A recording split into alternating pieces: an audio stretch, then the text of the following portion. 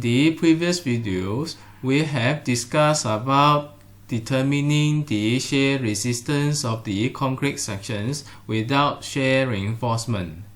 This shear capacity is to be checked against the shear load acting on the member in order to determine the necessity of having the shear link in the section.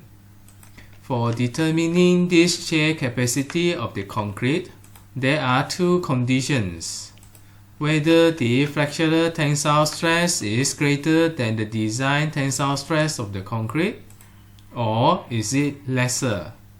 Different conditions of the concrete will have different capacity in terms of the shear resistance. The question now is, how do we know that which VRDC to be used in the design of the pre-stressed concrete member? As it is mentioned that there could be cracked and uncracked sections within a beam, it is also possible to have the entire sections uncracked, or even the entire sections is cracked. In these videos, we're going to discuss how we're going to determine the flexural stress in the concrete, whether it is greater or lesser than the tensile design strength of the concrete. First, let us establish some principles. It is basically assumed that the flexural stress as computed from the flexural load, when it is more than the design tensile strength of the concrete, the sections is considered cracked. This flexural stress is due to the external load acting on the member, and it can be computed from the basic stress equations to determine the stress at the bottom of the beam at the service state, as given in the equation here. This equations is a similar equations that you use to compute the stress in the serviceability limit state. The difference will be the limit is set to be FCTD, which is on the basis that if it exceeded the tensile capacity of the concrete, we will know that it is cracked. Another thing is, the design for the shear resistance is ultimate limit state. Therefore, for us to compute the crack moment, we will use the factors of safety for the ultimate limit state, which is 1.35 and 1.5 for GK and QK respectively. We are looking at the stress for the bottom of the beam and also at the surface state.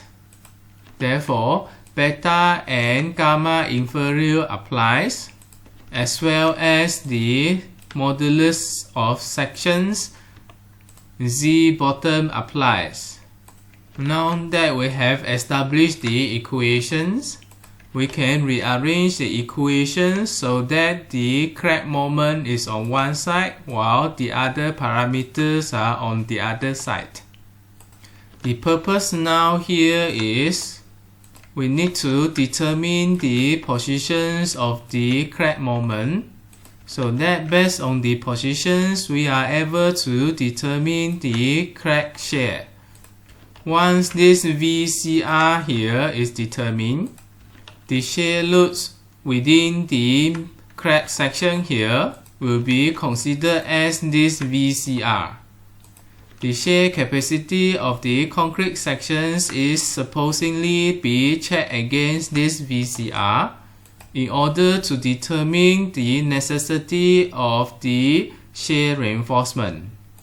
As for the beam end at the both sides, the shear capacity of the concrete is to be checked against the VED. If the resistance of the concrete is greater than the load, we know that no shear reinforcement is required, and we only need to provide nominal shear link. On the basis of this, another set of equations is generated. Since we are looking for the moment CR here, if you look at the shear force diagram here, you know that the moment CR will be equivalent to the area under the shear force diagram. That gives you the area of the trapezoid here, which is 1/2 plus VED VCR times the x1. That gives you this equation. In these equations, we have two unknown. One is MCR, another one is VCR. We know the VED based on the GK and QK, but we do not know the VCR. For that, we will need to eliminate the unknown for VCR so that we can resolve this equation. This can be done by having the interpolation ratio for the shear force diagram. Taking the distance here as x1, and we know that this triangle is proportional by taking the ratio of VED divided by L/2 to be equate with VCR divided by this distance. This distance is determined by minusing 0.5 L, which is L/2, with the x1. Substitute this into the equation here. That gives you the functions of MCR in terms of the x1. Now we solve these two equations simultaneously.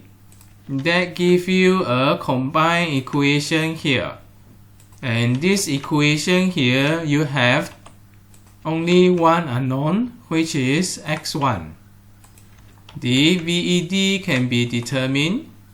The MCR can be determined from this equation. Solve the equation here. You are able to determine the x1. Substitute back this x1 into the equation here. You can find the VCR. Based on the VCR of 10, you will need to check against the concrete shear capacity at the crack section. If the shear capacity is greater than the VCR for the crack section, nominal shearing will be provided. If the concrete capacity is less than VCR, you will need to provide normal shearing. As for the uncracked section, the shear capacity is checked against the VED. As VED is the largest shear force within the uncracked section. Again, if the shear capacity is greater than the load, nominal shearing is provided. Otherwise, normal shearing is provided.